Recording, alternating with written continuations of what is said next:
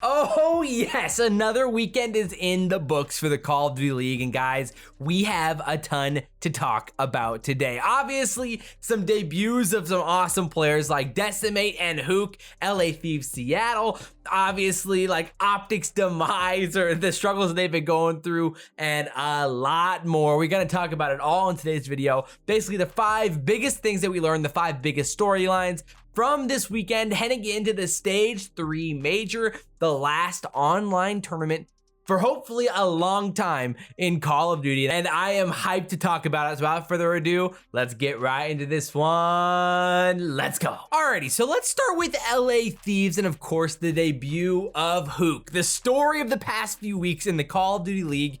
And man, we learned a lot about this team even in their one series that they played this weekend against the New York Subliners, where they ended up going down and losing 3-1. They only won the control match. They won it 3-2 on raid, and it was a really tight back and forth map, which was a ton of fun to watch. One of the best control maps we've seen all year. But there was so much to pick apart from how LA Thieves played this series and the potential that they might have as a team. Like even in that first map on Garrison where they end up going down 250, they got 100 point clip. They lost 250 to 93. And at the beginning of the map though, we saw some really good things from Huke, like on the rotation to P3 and the important plays that he was making for the squad. Again, we know how much of the lone wolf, or a lot of people call the lurker role or the route man role, synonyms nowadays for these types of roles in 4v4, but Huke loves making these types of plays and was doing that early for LA Thieves and looked really good doing it. But man, it all fell apart for them in that first series as New York caught fire. They've been playing really well in Garrison, especially in just in hardpoint as a whole, and played great on Garrison there as a team. LA Thieves got smoked big time in that second half of that game, which is ugly as a whole. But man, as you go through the series, you started seeing a lot of like potential opportunities that LA Thieves has to improve and look really good. Like especially in that S&D on Miami. Man, LA Thieves had so many interesting play calls there. And again, they were really relying on Huke to make these big time plays for him along the perimeter of the map towards the parking garage and how they ended up playing that. And it was just really interesting to see kind of how LA Thieves wanted to utilize Huke. And it was in a very similar way to what Dallas is doing him as well. So I think overall you learned a lot about how LA Thieves wants to play moving forward, but they were playing against a really good team in New York, a team who's really hot right now, especially in hardpoint. And so when they lost that S&D round 11 on Miami, man, you're like, oh, that's gotta hurt, bro, because they had every chance to win that map and you end up going down. Then you have to play them on a raid hardpoint map for where, to be fair, LA Thieves has been very good when they had Tej on the team and they come in. It's a really close series, but as a whole, I mean, New York is just playing some insanely good hardpoint right now and they clean it up. So what about LA team moving forward, man? I really do think the team's going to be really solid. We're going to talk more about them tomorrow in tomorrow's video as well. And we'll probably say about most of the teams today, but I think there's a lot of potential for the squad moving forward into the major and how they could play. Especially inside of the control, you saw the playmaking ability from Huke, where again, there's these small 2 pieces, these 3 pieces at the end of rounds where most of the time Tej wasn't winning those types of gunfights, and Huke goes out and makes these massive plays to play for streaks. You know, in round 3 plays for like decisive 2 pieces, 3 pieces, and to end that game, he had that insane little 2 piece on cash window to then ledge window or L window. Those are the X factors that Huke brings to the table, and that's why I'm pretty confident this is gonna end up working out for LA Thieves in the long run, and they're going to be a competitive team. But at the end of the day, you've got to feel good about them inside of control and probably in S&D as well with how they played it on that Miami. You know, they got smoked in that first Garrison hardpoint. They ended up playing the raid significantly closer, and that was against the best hardpoint team in the league right now. So there are a lot of factors working there, but they've got a tough matchup here in round 1 against Florida, a team who's been really hot as well. So it's going to get interesting to say the least, and I'm very much excited to see how it plays out. Huke, let's be honest, he's a great player, and you'd only imagine it's going to help LAT in the long run still, even after that unfortunate L in their debut right there. So the second team that we learned a ton about this weekend was definitely Florida, man. They were the biggest surprise of the whole weekend for sure with how well they ended up looking and how well they played, especially with Dallas beating Minnesota, because Florida came out and 3-0'd Dallas in a really impressive series. Then it went down to the wire against LAG, like LAG always does with everyone, it seems like. Went 3-2, and Florida clutched up in a really impressive game 5 on Moscow, which has basically been LAG, one of the best teams in the CDL at Moscow, and just a really overall insanely impressive like sequence of series from Florida after a really horrible performance last week against Paris. So man, Florida is by far the toughest team to judge about how they're going to perform. I've talked about this on the podcast many a times about how many times they burned me this year on predictions, but man, across the board, this team looked very good in just a variety of game modes. You know, you look at like the moments where like Neptune was making big time plays in S&D, finding 3 pieces like in round 10 on Express against LAG, or you look at like Havoc's 3-piece in that round 7, I think it was on Express. So, you know, in these S&Ds are making big time plays. And then, like I said, on the Moscow, I thought Florida was going to lose it because realistically, LAG, like we did a breakdown video in Search and Destroy and talked about some of the strats that pro teams use, which of course I highly recommend going to check out that video. But LAG loves rewrapping that bomb from B to A through mid, and they did that over and over again against Florida, but they weren't really catching on. And I thought it was going to end up costing Florida in the end in that round 11, but they ended up icing up. They looked really good. And so you got to be impressed with this team moving forward. Again, man, the upside with Skies and Awakening, with how much talk we've had about those two guys so far this year and how good they can be, the potential that they have as players. Of course, Awakening's massive slaying upside. His shot is unreal, about as good as it gets in the CDL. And you see the massive moments of them finding streaks like in that Dallas series, and they played Dallas on Express or on Moscow, a map where Dallas has looked pretty good this year, and like they looked really good in the Minnesota series just earlier today. Looked fantastic on that as well, and Florida beat them there. And so as a whole, you know, you've just got to imagine like, okay, this is where Florida can make some noise here. They've got the opportunity to do it against LA Thieves in the first round of this major. That is going to be a tough prediction, and I'll be really excited to dig into that one this week and really look at the matchup and figure out what we can slice up there on the podcast on Tuesday. But man, it's going to get interesting for sure. Skies had some highlight moments. They played Express in both these series. Against Dallas, he had some insane moments, like a 1v3 in round 1, and then he ended up going like 11-6 in the map and looked really good. And then on the checkmate against Dallas, again, another map where Dallas has been pretty good this year.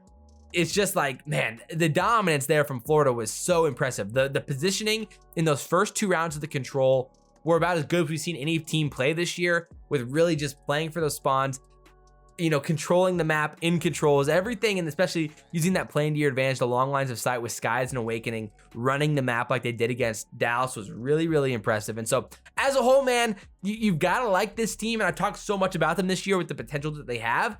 And when Skies and Awakening are feeling it like they were this weekend, they're a really dangerous team. Again, this was against Dallas and against LAG, who I think most people in the league, myself included, would see as more of the bottom side teams. So it's still in question whether Florida can beat the top 6 type teams in the CDL. We haven't really seen it recently, and it's going to be the question mark heading into the major, and it's gonna be a ton of fun to watch for this week for sure. Alrighty, okay, let's talk Seattle. This was of course Decemates' debut, replacing Looney in the starting lineup, and it wasn't ideal. Let's just say it was not great for the Seattle surge in this opening weekend for this squad in the roster. Not much of a honeymoon period, at least at this point. So they kicked off against FaZe, of course, by no means an easy opponent, but they did take an Apocalypse hardpoint off them in map 1, which we have seen Seattle play pretty well at, with Priestahh playing great on that map up until their series against London, of course. And you know, to be fair though, credit where it's due, they played really well on that map. But at the same time, that is FaZe's worst hardpoint map, probably by far, at this point, where they're 2-4 on it now, the only map where they have a losing record. And though Seattle looked really good in that map, and Decimate looked very good, you go on to the rest of that series, and it started getting more and more questionable as you head into the checkmate S&D, then the Garrison control. There was just question marks kind of all over the board there with Seattle and how they were willing to play a map like that. And it just caused for a lot of questions for me with the longevity of this roster, but I was still interested to see how this roster could play against a team like London, where they match up a little bit better, of course, with the slang and the one-on-one individual gunfights, and their ARs match up just a little bit better as well.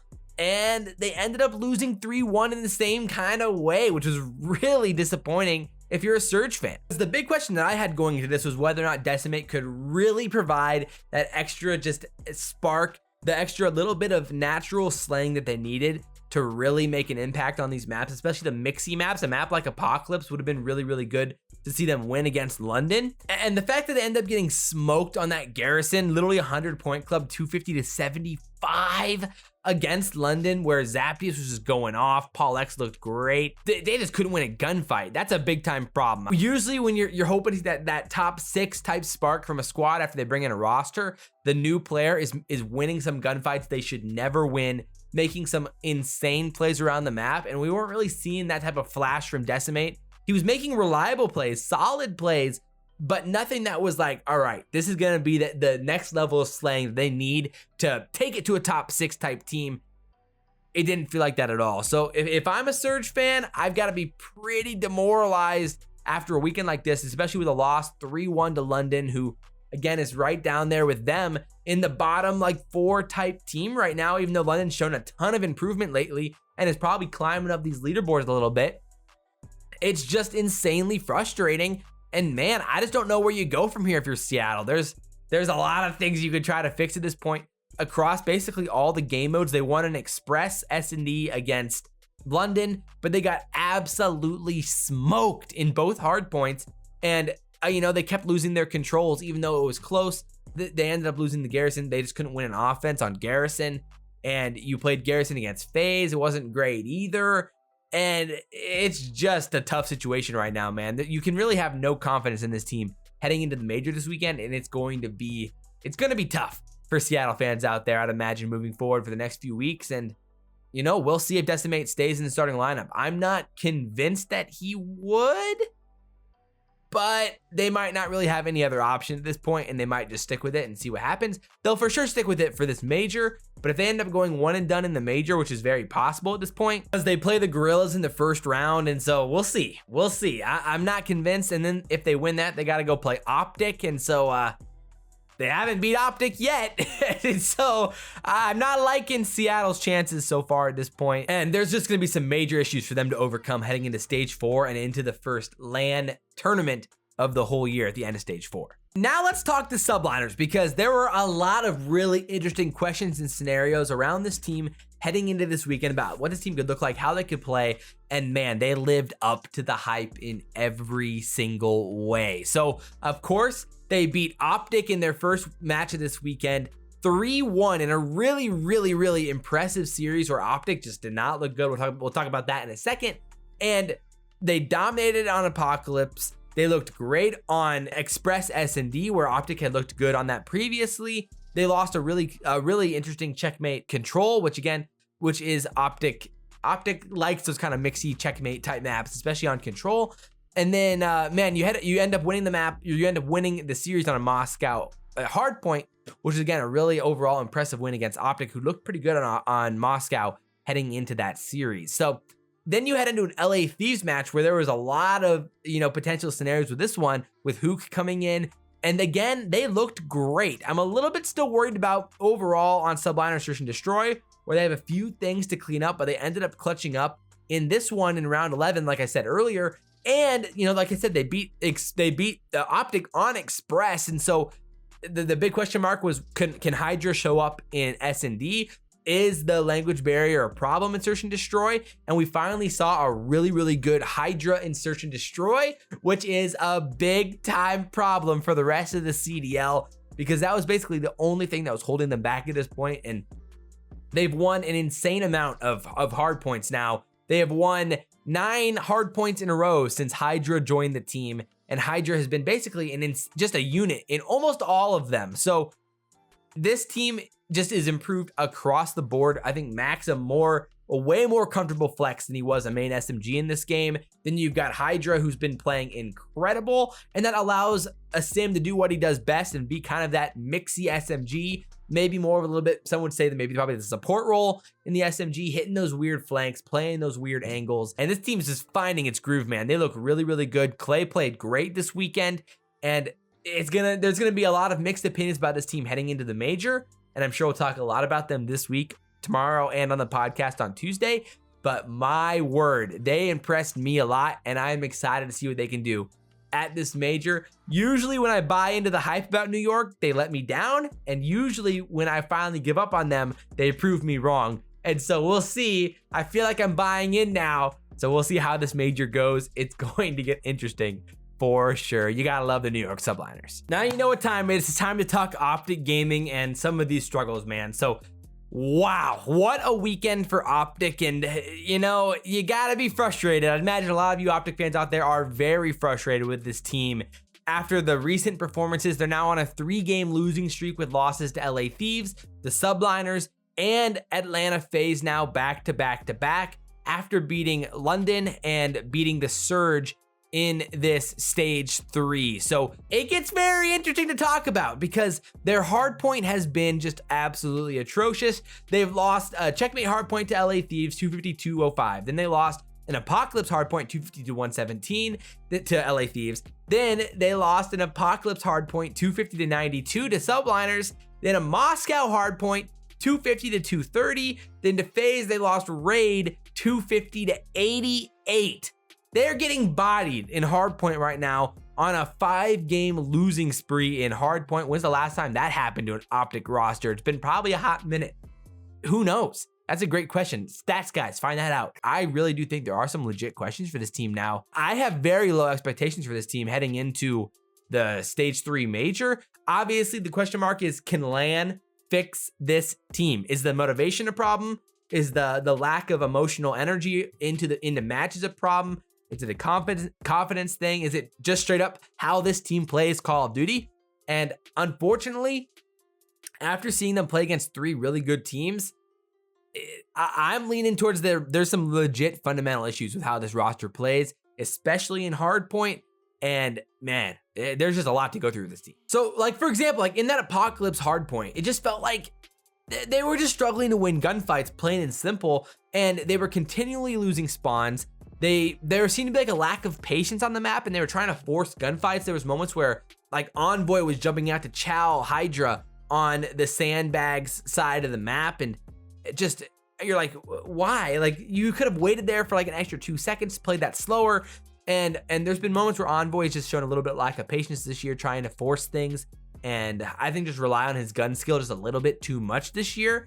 Like as if it was a Modern Warfare or a BO4 where you can kind of ego chow and throw lives at the hill a little bit more. There is just an overall lack of patience with this team right now, a lack of team play.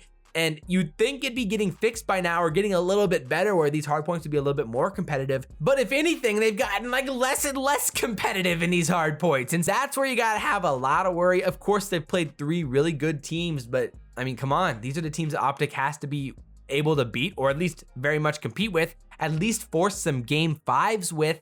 And that's just, they're not even close. They're just not even close. And this is, I think, more than a longer than just a 1-week fix at this point, where, you know, you hoped that they'd turn a corner in Search and Destroy, but they only beat LA Thieves in a Search and Destroy, and that was on Express. And then you head into an Express S&D against Subliners where they lose. They play a Moscow v FaZe, which I thought was a little bit surprising in the first place. And another issue that we have to talk about is that they have auto vetoes for Miami and Search and Destroy. So like OpTic just does not play Miami Search and Destroy. So that means that you're going to have to play FaZe on Moscow, who is undefeated on Moscow heading into this series. I mean, FaZe tore them apart. It wasn't even close. Then you head into a raid control where FaZe absolutely rolls through them every single map. And I know I did see that Formal posted that, you know, they were on an Atlanta host or an Atlanta server. And so supposedly they were on like 33 ping while FaZe was on like 11 ping. And that does matter. And so even if that was the case and you know, there was that 20 some ping difference, I mean, that definitely does matter. But does it matter enough where you lose 250 to 88 or 6-2 in S&D or 3-0 in raid control? Hard to say considering we've seen teams play on way worse ping and play more competitive series. Although FaZe, like, I mean, that was terrifying. They played some unbelievable Call of Duty, and probably any team they played, they would have beat there. Maybe Toronto, New York. They're both very, very good, but FaZe was playing some hard to beat Call of Duty right there against OpTic, and RCs did say that they brought it for this one like a tournament match, and so they came out with the fire because it was like a must win for them to be in the winner side of things. And so overall, a really, really fun match to watch, and OpTic came out and just got bodied, and it was tough. So moving forward for OpTic, the convo is, what do you do from here? And realistically, they're not going to make a roster change, at least not until after the first LAN tournament. So let's say they end up losing to, like, let's say it's worst case scenario, they lose to either LAG or Seattle in the first round of this major. I mean, that's demoralizing, and that'll be tough heading into a stage with a LAN tournament at the end.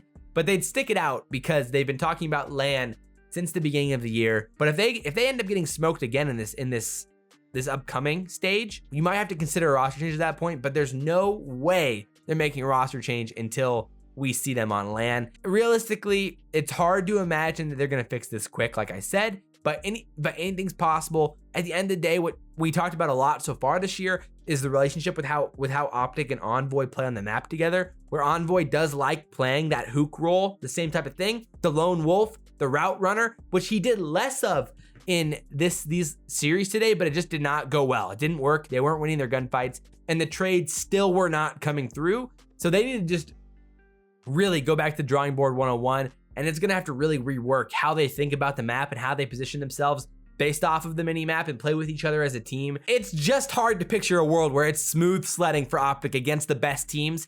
In the next few weeks, it's gonna take a little bit of time for them to get there. My word, we've already been going for a long time, so I'll probably have to end the video there. We have so much more to talk about. Dallas, we've got to talk about Minnesota and the struggle there. I mean, London played great. Paris, I'm wearing the hoodie. We didn't even talk about Paris. Obviously, so much more. Toronto, we'll talk about them in tomorrow's video, so make sure to be on the lookout for that. But I hope you guys enjoyed this video. Like, comment, subscribe, share the video if you guys really enjoyed it. Drop all your comments down below. The spicy takes, your thoughts on all of these things, the Huke debut, Seattle situation, OpTic, and a lot more. Drop it all down below. But as always, guys, I'm your boy FaZe, and guys, we will see you next time. I'm out.